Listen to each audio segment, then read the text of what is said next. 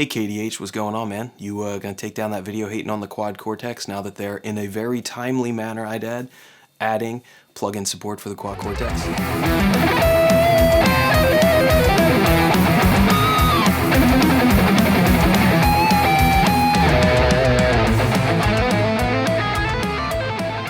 So this actually isn't one of those videos. This is not a drama tube kind of a thing. If there is such a thing as friendly clickbait, that's really what this is. Just kind of one teeny YouTuber saying hi to somebody that's pretty close to 100K subs. Congrats on the success, man. And we're here to talk about the Quad Cortex and the fact that they're finally, not in a timely manner at all, launching plugin support. So yeah, the news finally dropped. Neural DSP is adding plugin support to the Quad Cortex. So it looks like we're going to be getting Gojira and we're going to be getting Plini. Finally going to be able to use those plugins on the Quad Cortex, which was, as we all know, kind of promised from day one. If you haven't watched KDH's video, I'll actually put the link down below to check it out. I think he's pretty spot on the criticism for the Quad Cortex and the fact that we haven't been able to use the plugins on the hardware for this whole time. I personally find it really surprising it's taken this long to get the plugins up and running on the hardware, because they've really had their workflow and sort of formula down for a really long time. Since the very first Neural plugin I've ever tried, they're all basically the same as far as layout goes. And yeah, it's like really surprising it's taken this long to get the plugins up and running on the hardware unit. Even after watching his video, I did ultimately decide to pick up a Quad Cortex this past January, and I really like the unit. I've been using it to teach all of my virtual lessons. I have it rigged up through a little mixer connected to my laptop, and I like the tones of it, and everything is cool, and the flexibility is awesome. But yeah, like the plugins have been really my main go-to, especially the Plini. I use that for basically every one of my lead tones, as well as Nameless for all like the modern metal stuff. So it's definitely a bit frustrating to be sitting around waiting to try to use all the presets that I've created through the years. And I really haven't even owned my Quad Cortex very long.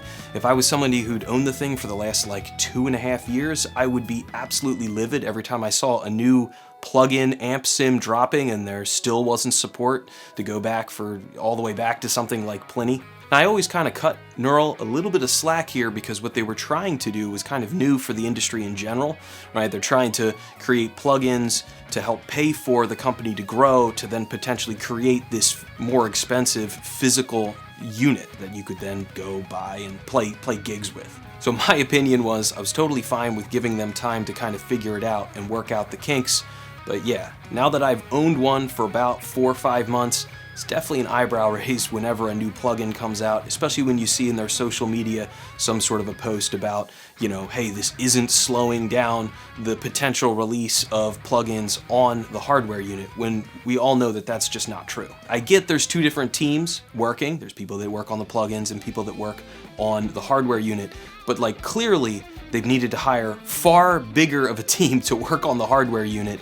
The amount of time that it's taken is pretty inexcusable. There's no doubt the pressure of creating basically their own operating system that has to run rock solid on this unit because it has to be reliable and dependable live. Last thing Neural wants, obviously, is some big name touring act having their Quad Cortexes going down and wreck their show, and the amount of just like sort of blowback and backlash either directly from the artists themselves or potentially even just people there at the gig and social media posts and also that sort of stuff would be really detrimental to the brand.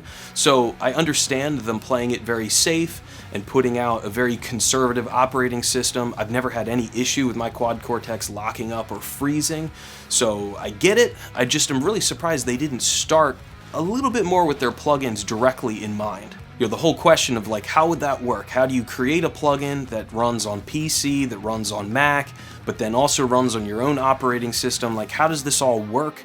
That's unbelievably complicated. I'm just some hack guitarist from Philadelphia. I have no idea about the complexities of programming, but I'm really surprised that they didn't start their operating system more from the plugins to begin with, because they already had that workflow down and everyone knows the Neural plugins. It just seems a little strange that the operating system didn't kind of start from the plugins to begin with and kind of work from there. especially now that we're sort of seeing what the implementation of it is going to be, which is basically, it seems like every element of the plugin is just going to be its own individual block inside the Quad Cortex that you can basically drag and move around. Since that's the way it's going to end up going, I would really love to know what like beta versions of this really looked like, and what the sort of decisions from upper management was as far as how to go about developing this operating system. You would have thought there would have been a little bit more cohesive kind of direction to it where it wouldn't have taken this many years. And honestly, with the Quad Cortex being out for as long as it has, I've been sort of waiting nervously that they're about to launch like the Quad Cortex Pro or something, and that would definitely make me flip, being that I just bought the thing in December. So it's nice to see. It looks like, you know, hopefully there's not some 2.0 version of the hardware unit around the corner. Hopefully they're going to really maximize what we've already got, continue to add some features to it, and continue to bring support to all of their plugins, because for me, at least at this point, I think I'm over $3,000 invested into the company, at least between plugins and the hardware unit now. So, you know, it'd be great to see all of them get on there and really have that flexibility, especially as they've got some of those other plugins that do the, you know, different kind of guitar tone thing, not just the metal guitar thing. The King of Tone, or the new Morgan one that just came out, or, you know, even like the Corey Wong plugin. I'm still a little surprised at how slow the rollout is going, but I can appreciate that at least we're going to be getting Plini, Gojira, and it looks like we're getting the Nameless and the Soldano out very soon as well.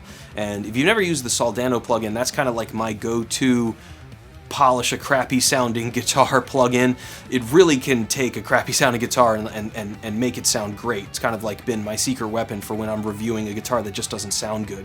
Obviously that's like a hard thing as a reviewer, right? Because like I want to show what the guitar sounds like, but at the same time, if it sounds horrible, then that like looks like it reflects negatively on me. So it's actually a tricky kind of line to sort of walk.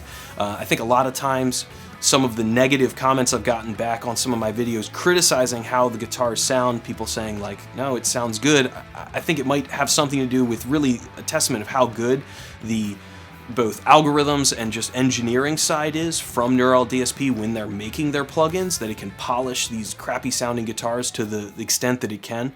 So I'm definitely stoked, especially to get the Soldano one on the Quad Cortex sooner than later as well. If you haven't checked out the X versions, Plini X especially is incredible. There's really one feature I haven't seen too many people talking about. I personally don't really care about the doublers and all the other things that they add to the plugins, although it's really cool that those effects are there. The most impressive and important thing to me was just the fact that they finally included a high and low pass filter to the EQ section.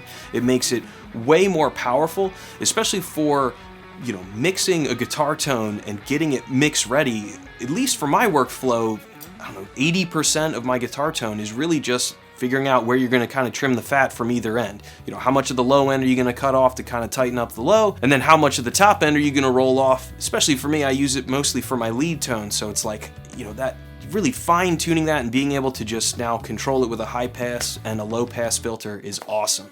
So to be able to have that right in the Quad Cortex, yeah, there's going to be way less sort of tinkering with secondary EQs. I'm hoping to not even use one at all and just kind of keep the workflow a little bit more streamlined. So yeah, I'm glad I bought my Quad Cortex. I'm glad that they're bringing the plugins to the unit, and I'm super stoked to get using them. So let me know down in the comments below, do you think KDH was right, or do you think we should all really be cutting Neural DSP a bit more slack, as they're really doing something that has never existed in the music industry yet so far? So thanks for watching this video. Here on my channel, I do mostly guitar reviews, talk a little bit about new products that come out that I think are exciting and cool. If you like the video, consider hitting the thumbs up and give me a sub, or not. You know, everybody's got to beg for support on YouTube. Honestly, do whatever you want.